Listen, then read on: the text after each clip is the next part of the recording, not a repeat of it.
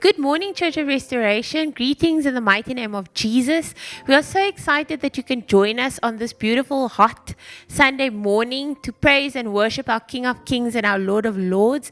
This morning, Pastor Baby is sitting next to me, and it's her birthday, and we'd like to wish her a very blessed, happy birthday. We know that God has so much in store for her for 2021, and we are believing God for great and mighty things for her. In Jesus' name. I'm going to hand over to my mom now. Good morning, Church of Restoration. God is good. He's great. He's awesome. He's mighty. And yes, we're celebrating my birthday today. It was a month of birthdays in January. It was my son Matthew's birthday. It's my other son Jared's birthday in the next few days. So it's a month of celebrating. Last month we were celebrating the birth of Christ. We were celebrating the life of Apostle Chris Naidoo once again in memorial. And this month I was thinking and I was saying, God, you know, amidst all these trials and sad times, here we are celebrating. And he was saying, praise me, celebrate life, celebrate love, celebrate me. Jesus is great and he wants to be celebrated. He wants to be praised. So I just want to give you Psalm 145 verse 6 to 8 this morning. Men shall speak of the power of your awesome acts, Dr. Naidoo, and I will tell of your greatness. They shall eagerly utter the memory of your abundant goodness and will shout joyfully of your righteousness. The Lord is gracious and merciful. I also read Psalm 147 verse 1. Praise the Lord. How good it is to sing praises to our God. How pleasant and fitting to praise him in all times, in all seasons, in all circumstances. And as your dad always used to say, Apostle Chris Naidoo always used to say, no matter what your circumstance, no matter what you're going through, praise him like you don't even know what's going to happen tomorrow. Praise him. If you don't do it, the rocks are going to do it. The rocks are going to cry out. So we want to encourage you this morning. Enjoy the service with us. Be blessed in Jesus' mighty name. Amen.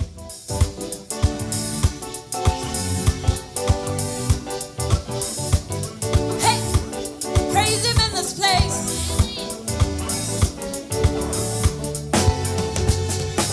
They are looking for the answer. They are looking for the answer. They are looking for the answer for the world today.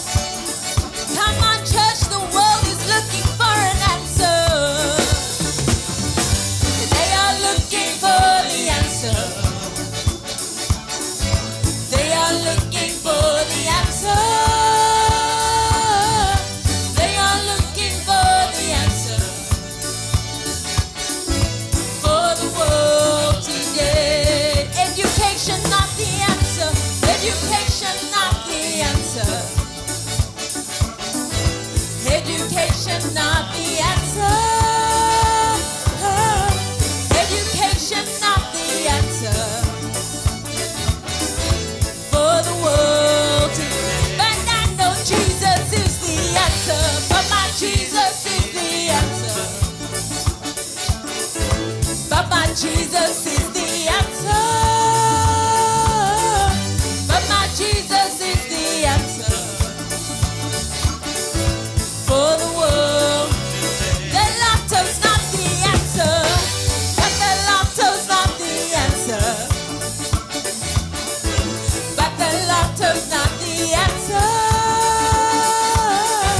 But the lotto's not the answer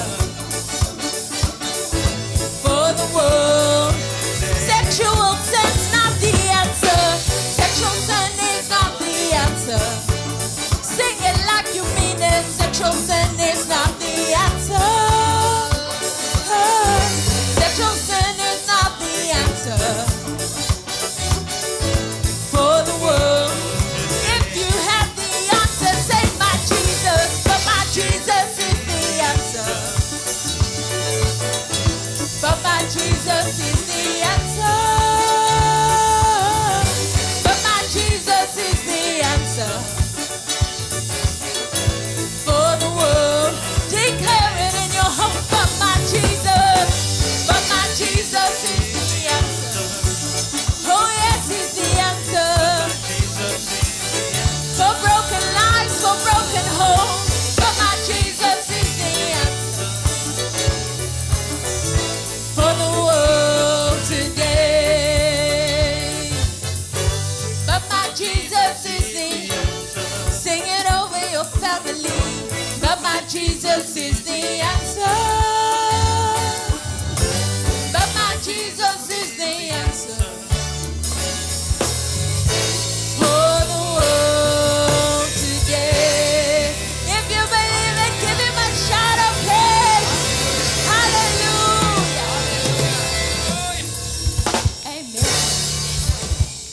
And I've heard 1,000 stories of what they think you're like, but I've heard the tender whisper of love in the dead of night, and you tell me that you're pleased and that I'm never alone.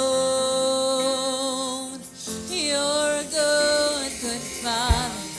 It's who you are. It's who you are. It's who you are, and I'm loved by you. It's who I am. It's who I am. It's who I am. You're a good, good Father.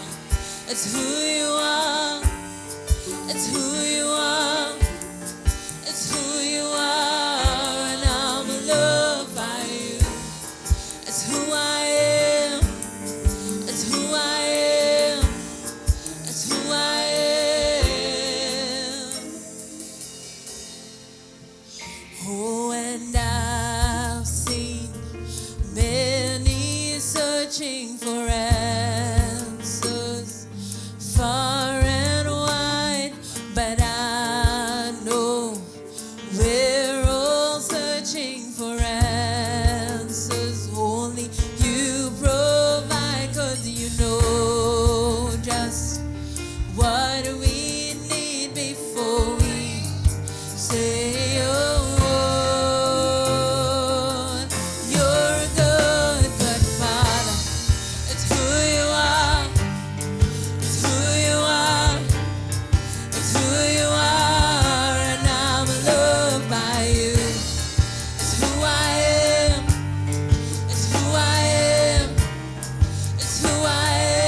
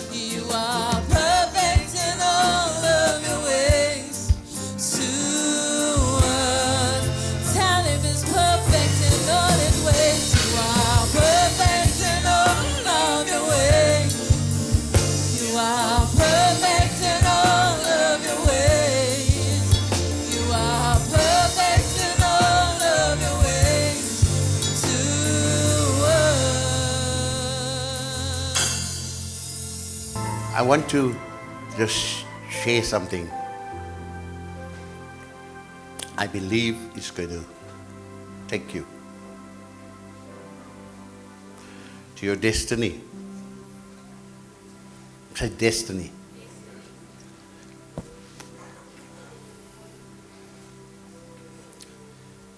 I'll just speak a little bit. Whatever, there is such anointing here.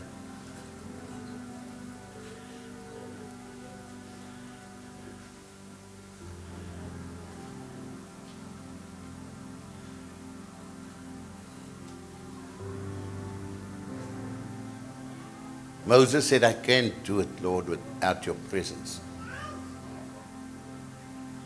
David said, Lord, don't take your presence away from me. We need the presence of God.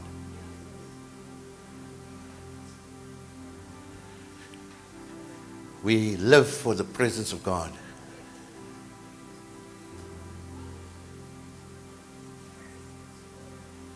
Everything we do is for the presence of God, preparing for the presence of God. Whatever we do, that even if you serve people, you're doing it for the presence of God. Even you clean the church, you're doing it for the presence of God.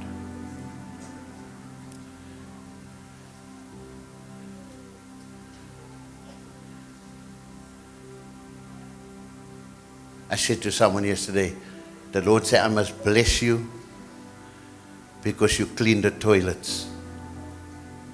You're doing it for the presence of God. In Numbers chapter 14, God can take anyone to accomplish extraordinary things. So that's what God is declaring here this morning. And He's declaring that His presence is with us, is with you, to take you to your destination. Verse number 20 of in Numbers 14. And the Lord said, I have pardoned according to thy word. But as truly as I live, all the earth shall be filled with the glory of the Lord. Because all these men who have seen my glory and my miracles, which I did in Egypt and in the wilderness, and have put me to the test, now these 10 times, and have not hearkened to my voice. They've seen the glory. They've seen the miracles. But the Lord says, they have not hearkened to my voice. They put me to the test. Even though they have seen my glory, they have experienced my miracles, they have not hearkened to my voice. Surely they shall not see the land which I swore to give unto their fathers, neither shall any of them that provoked me see it. It's very important that when you experience the glory of God and you see the miracles of the Lord, to hearken to His voice and to obey the Lord very carefully. But my servant Caleb, because he had another spirit, he had another kind of attitude with him, and had followed me fully. Hear this? They seen the glory, they seen the miracles, but they never entered the promised land. We can see the glory, we can see the miracles, and we can still fail to enter into the promised land. Him will I bring into the land whereinto he went, and his seed shall possess it. Your attitude, my attitude, will also have an effect on our children and their children. Our attitude do not only affect our own lives. Chapter 6, put it in, verse number 3. Then this Daniel, there's only one Daniel. There's only one of you. Hallelujah. Hallelujah. And you are a unique creation. You are a special job. Well done by the Lord. I am a unique creation. There's one of me. There's one of you. And this Daniel, you can say in there, put your name there. Say, and this, whatever your name is, was preferred, say preferred, above, look at this, the presidents. Elder Phil was talking a little bit about politics here earlier on. Daniel chapter 6 here, verse, there's it on the screen. Verse number 3. Then this Daniel was preferred amongst who? Above the presidents and the princes. When you think about the prince, you think about wealth, rich people. When you think about presidents, you think about powerful people. Power, wealth. But then this Daniel was preferred by God. Listen to me this morning.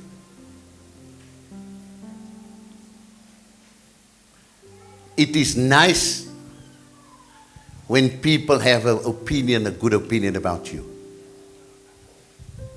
But it is crucial that you know the opinion of the Lord. Because God is the one that holds the whole universe in his hands. God is the one that holds life. God is the one that can open doors that no one can open. God can touch the hearts of the highest person in the world. So it's important what the opinion of God is. The people are so concerned about the opinion of man. People spend their whole life to build an image so that people can have a certain type of opinion about themselves. That's fine. You must do things that improve your life. But it's not the most important thing. It's not going to get you to your destination. Because man can fail you. Systems can fail you. Structures can fail you. Jobs can fail you. Education can fail you. But Jesus never fails. So it's important to know what he thinks. He was preferred, the Bible says,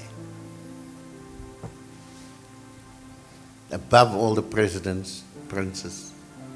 What does that mean? That means that God preferred to give him greater power and greater access to the resources. Why? Because he was preferred.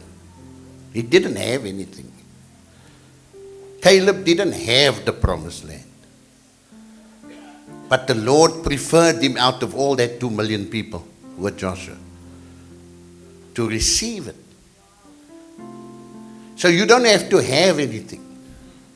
If you're preferred by God, then God will put you in a position to receive it. Say, receive it. Don't look at people that has the accolades of the world. And you think, I'll never get there because I'm not like that person. I don't have that, what that person have got. I haven't achieved what that one has achieved. And therefore I won't reach that destination. Listen. If you are preferred by God, irrespective if you have or you don't have,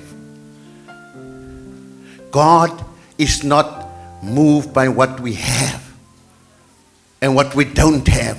God is moved by His Spirit, by His Word, by His purpose, by His set eye. He's moved, His eyes upon you, Howie.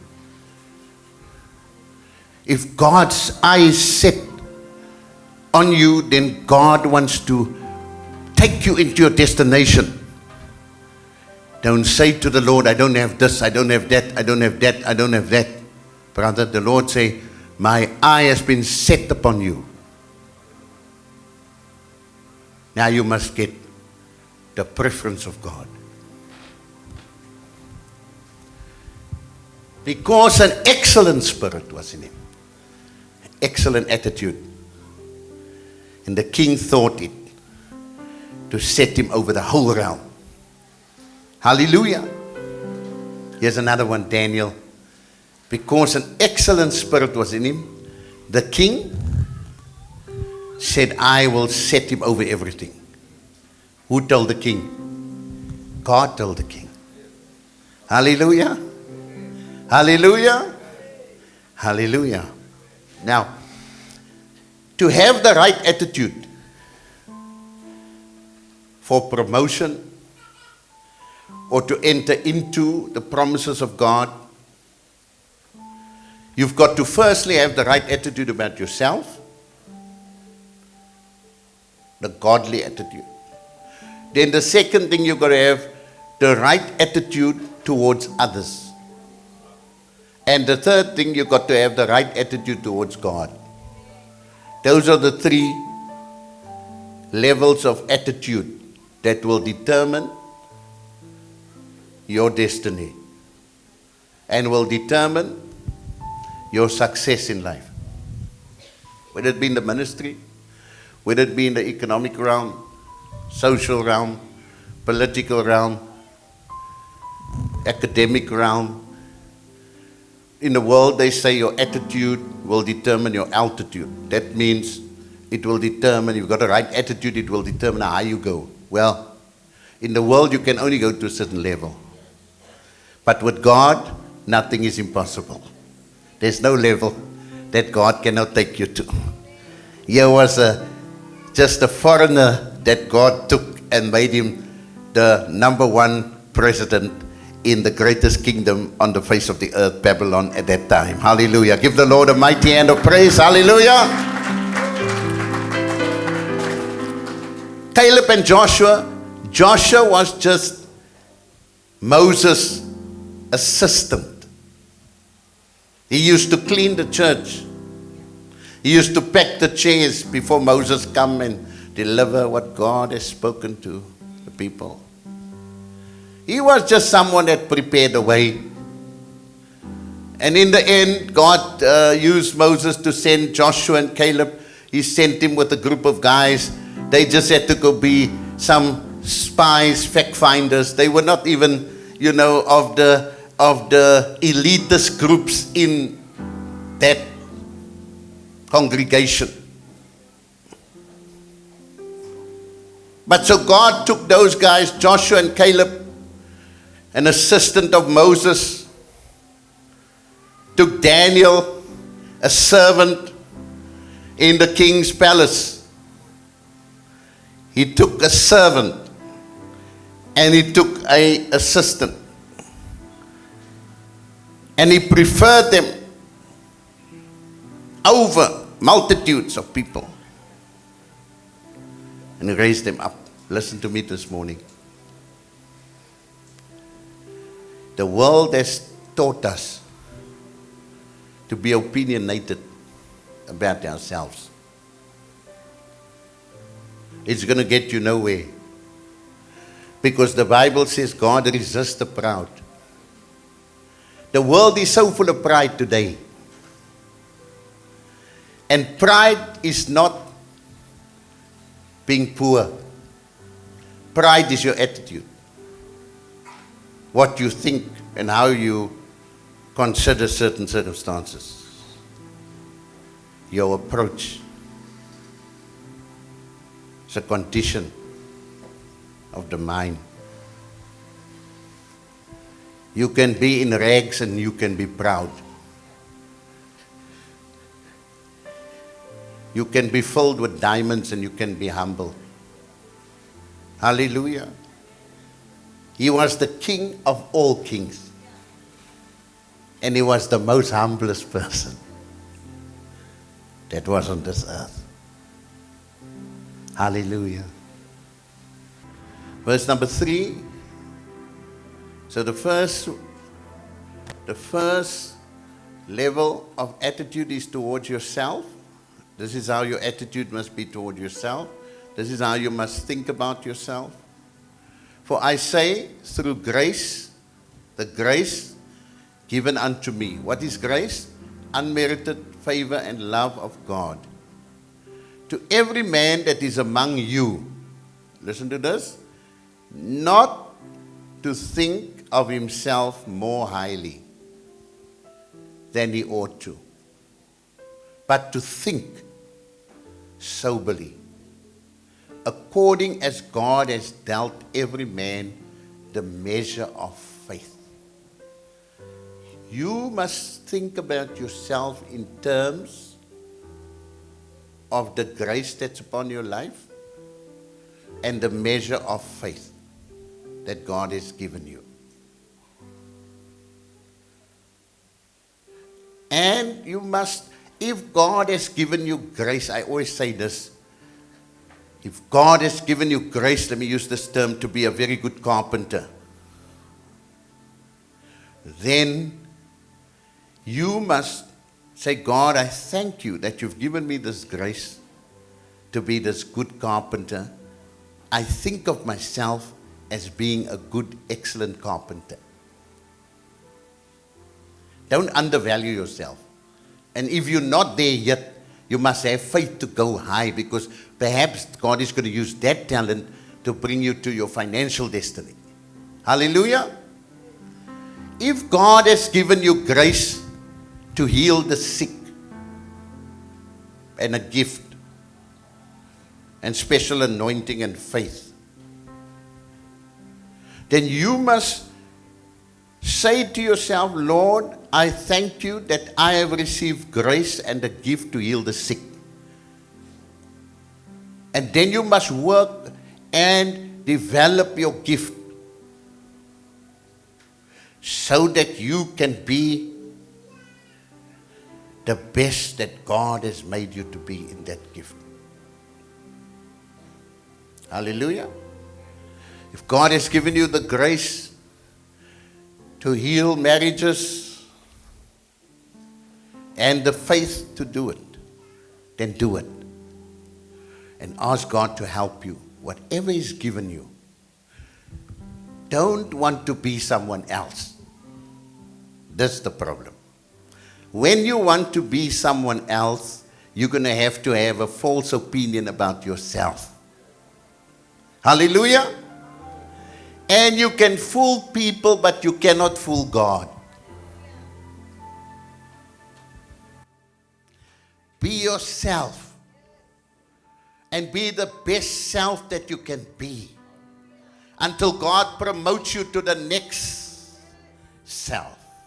And the next. Because God don't only give one talent or two talents.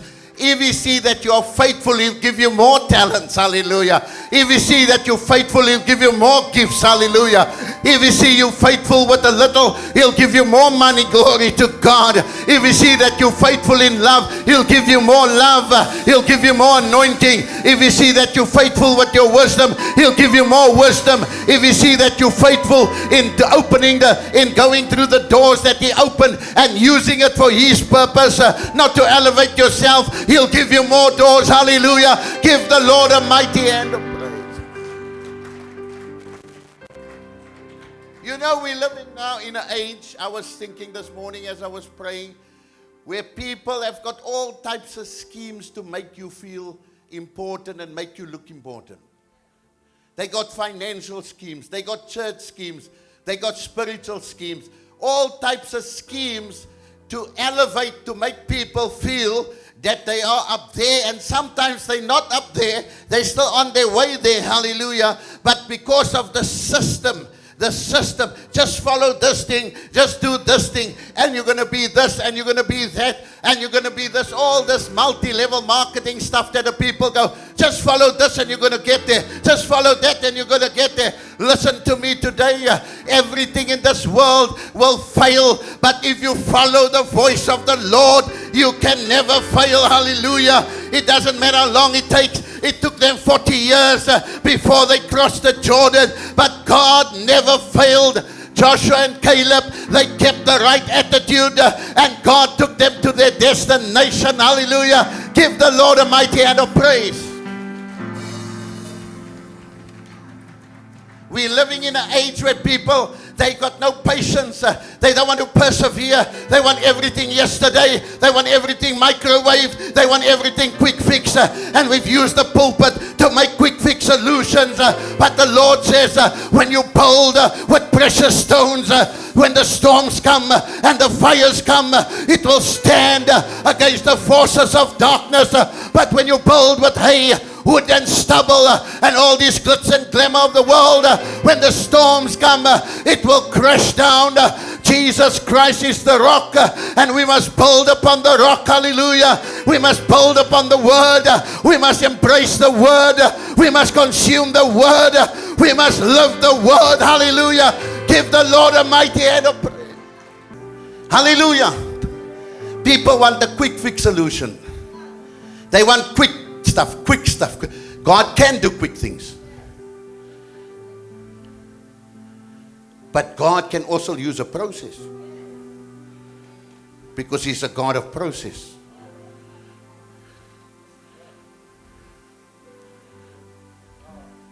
He's a God of a plan. God is not a God without a plan. We have a plan. We are not wandering aimlessly in the wilderness. We have a plan from God. And God has a plan. Hallelujah. God has a plan for your life. I'm here to say this morning that I say it with confidence. God has a plan for each one of our lives here. We are not wandering around like people with no plan. God has a plan for us. And the reason you are here is to find out what the plan is. And to hear the sound of the instruction of the Lord. He's got a plan. The second thing is your attitude towards others. Jesus said, who's my mother? Who's my brother? Who's my father? He said, who's my family? You know what he said? He said, those who do the will of my Father. Hallelujah. He says here, verse 46, Matthew 12, I'm almost through. While he talked to the people, behold, his mother, his brothers stood outside, desiring to speak to him. Then one said unto him, behold, thy mother, thy brothers stand outside, desiring to speak to you. And Jesus answered them. And he said unto them, who is my mother? Who is my brothers? Who are they? And he stretched forth his hand to his disciples and said, behold my mother, behold my brothers. For whoever shall do the will of the Father, who is in heaven, the same is my brother, the same is my mother, and the same is my sister. Listen to me this morning.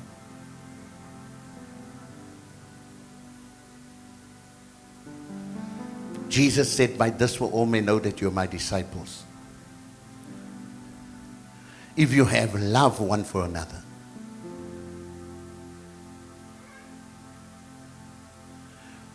As believers, born again, we must start having fervent love for each other. The problem is, the church has copied the world system. We only love those that are lovable. The church has become a social club. The Bible says that you must start in the house of faith. We need to understand that the early church possessed all things because they loved each other. In this church, you want to see miracles. I give you a secret of my life. I love the believers. I don't care who they are. If I'm in the church with them, they are my family. It's easy to love outside. But here it's not so easy, because here all types come in here. Here's Brother Joseph had come in here.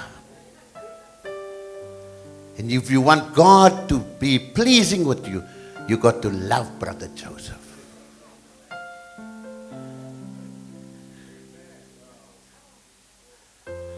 Hallelujah. Hallelujah.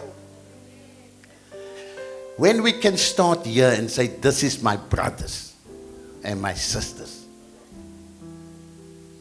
I'm not better than them. I've been favored in certain areas, and they've been favored in certain areas.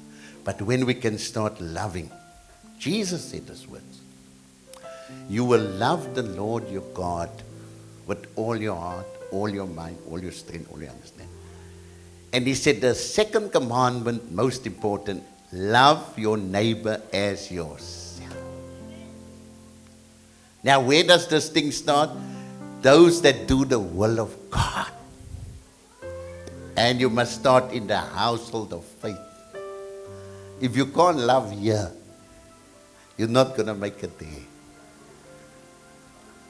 Thirdly, you must love God with all your heart. You must have the right attitude towards God. God is not an umbrella. God is not our boy. God, just save all the people. God, just feed all the people. You feed the people. You save the people. He'll give you the power. He'll give you the resources.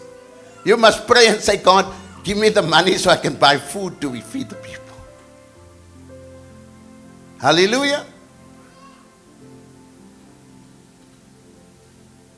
You must say, God, give me the strength to do your work. You mustn't say, God, do that, do that, do that, do that. God is God. Amen. If you've watched the sermon with us, we believe that God has touched your life wherever you are, and we believe that God has planted a seed of the Word of God in your life, and we believe that it will germinate and bring forth much fruit. If you have made the decision to accept Jesus, if you are sick in your body, if you are struggling with a vice this morning, we believe that God is the same God that created the heaven and the earth, and He is faithful to touch your life this morning. If you would like to pray with me, I encourage you to stand up, lift your hands and close your eyes and just believe God with me this morning for breakthrough, for miracles, for restoration in the name of Jesus. Father, we thank you for this day and for your blessing. We thank you, God, for your love and your goodness and your mercy toward us. And Father God, this morning we ask that you would come and touch each person watching, Father God, where they are in their homes, in their cars, at work, Father God. We ask, God, that your Spirit would touch them this morning. Father, if they are weak in their body, sick in their body, we speak healing over them this morning. The word says, by your stripes we are healed. And so this morning, God, we declare the blood of Jesus over each person watching. Father, if there's anyone bound by vices this morning, we pray that the chains would be broken, that chains would fall off in the name of Jesus. Father, if anyone is struggling with hurt this morning, God, you are the mender of the broken heart. And so, Father, in the name of Jesus, we speak healing. We speak peace in the name of Jesus. Father, if somebody is sitting there, Father God, and they're grappling with sin, we believe that you are the God that saves. Father God, you died and you rose again. So in the name of Jesus, we declare salvation this morning. We declare healing in the body. We declare healing in the mind. We declare healing in the spirit. In the name of Jesus, we declare that the power of Satan is broken in Jesus' mighty name. If you would like to contact us and you would like to pray the prayer of salvation, we encourage you. Pastor Beverley is going to be giving the details on the screen now. And we believe that God can touch you. He can set you free in the name of Jesus. Father, we thank you and we believe in you, God. We stand on your word in Jesus' name. Amen. Thank you so much, Dr. Naidoo, and we believe that God has touched you this morning, that the power of God has met with you and your family in your household, wherever you are watching from this morning. We believe that the anointing of God that destroys every yoke has worked its power this morning, because the word of God declares that his word will never return void of power. Thank you for that prayer this morning, Dr. Naidoo. That was so powerful, and what a powerful word from God that was as well, from Apostle Chris Naidoo. You know, you can never ever get tired of listening over and over to the word of God. So we want to encourage you this week to go over the sermon over and over. You know, that's what your dad taught us. Go over the same sermon that you heard on Sunday. And even if you don't belong to Church of Restoration, whatever the sermon was at your church last week, go over the word of God that was fed to your soul once a week. Go over it every day in the week, and you will see growth in Jesus' name. We would like you to connect with us this week, partner with us. The details is appearing on the screen below, the telephone number of our church. Our church secretary, Sister Janine Kleinchies, will be in touch with every one of our members this week. She'll give you a courtesy call and just ask if she can pray with you. If there's anything you need, our church will see as best as possible how we can assist you. God bless you. Until next week, let us receive the benediction of God. Now may the grace of God, the love of Jesus Christ, and the sweet fellowship of the Holy Spirit remain with each one of us until we meet Jesus face to face. And all the people of the Lord said, Amen. God bless you. We love you. Amen. Goodbye.